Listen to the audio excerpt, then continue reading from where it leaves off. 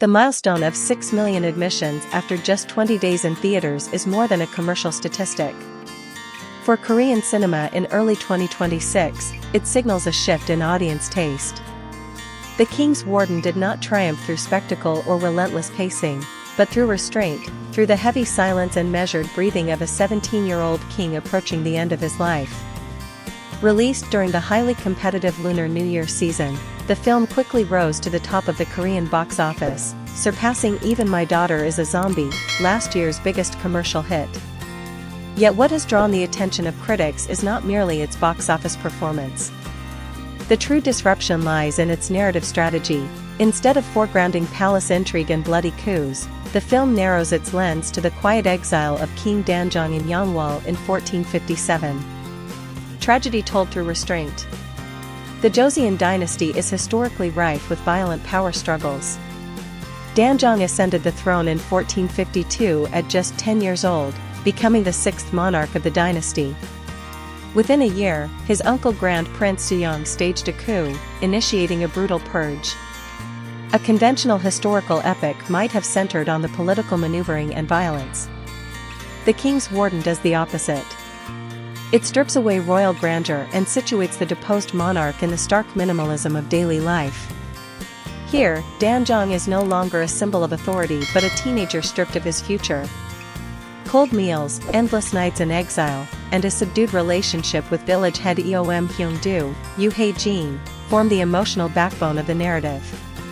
The film poses a fundamental question: when power is removed, what defines a king? Its answer is neither crown nor throne, but dignity. Park Ji Hoon and the aesthetics of minimalism. At the center of this achievement is Park Ji Hoon.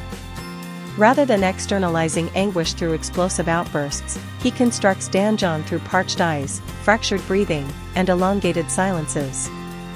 This deliberate restraint creates a compelling paradox: the fewer the lines, the deeper the impact. On an episode of You Quiz on the Block, Park revealed that he lost 15 kilograms over 2.5 months to embody the physically deteriorating monarch. His diet was severely restricted, at times sustained by only a few slices of apple per day. He even limited water intake to produce a dry, weakened vocal texture. This was not performative method acting for publicity, it was a systematic alignment of body, psychology, and voice to construct a coherent character architecture. Yet physical transformation was merely a prerequisite. The true achievement lies in his internal control.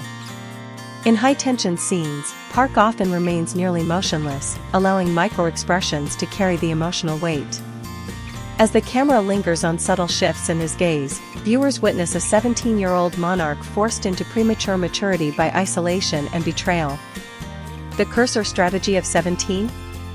Media narratives have described Park Ji Hoon's repeated success in portraying 17-year-olds as of strange destiny. From Gong Joo-young in Love Revolution to Yoon Si-eun in Weak Hero Class 1, each role marked a critical turning point. But viewed analytically, this pattern reflects not coincidence but strategic repositioning. After gaining widespread recognition through Produce 101 and debuting in the Project Group 101, Park was firmly associated with the bright, polished idol image. Weak Hero Class dismantled that perception, reframing him as a credible dramatic actor. The King's Warden extends this trajectory to a more demanding register, from a student resisting school violence to a monarch crushed by historical inevitability. In this context, 17 is no longer merely an age, it becomes a thematic metaphor. It represents the liminal state between innocence and agency, vulnerability and resistance. In The King's Warden, 17 signifies tragedy, a life concluded before it could fully begin. Ripple effects and cultural resonance. The film's success has triggered a renewed wave of interest in Weak Hero Class, which has re-entered Netflix's top 10 most-watched series. This resurgence underscores the durability of Park Ji Hoon's appeal. Audiences are not drawn solely by the historical subject matter, they are drawn by trust in a performer whose craft has proven consistently transformative. Historical cinema in a youth-driven market. Perhaps the most significant implication of The King's Warden is its validation of slow-burn historical drama in an era dominated by high-speed editing and spectacle. Contemporary young audiences, often presumed to prefer kinetic storytelling, have demonstrated receptivity to meditative pacing and emotional depth. The film's 6 million ticket achievement suggests a recalibration of viewer expectations: depth over noise, silence over spectacle. At the center of this shift stands Park Ji Hoon, an artist methodically distancing himself from the safety of idol fame to embrace the rigor of dramatic cinema. The King's Warden is not merely the story of a doomed monarch. It is a professional manifesto from a 26-year-old actor redefining his trajectory.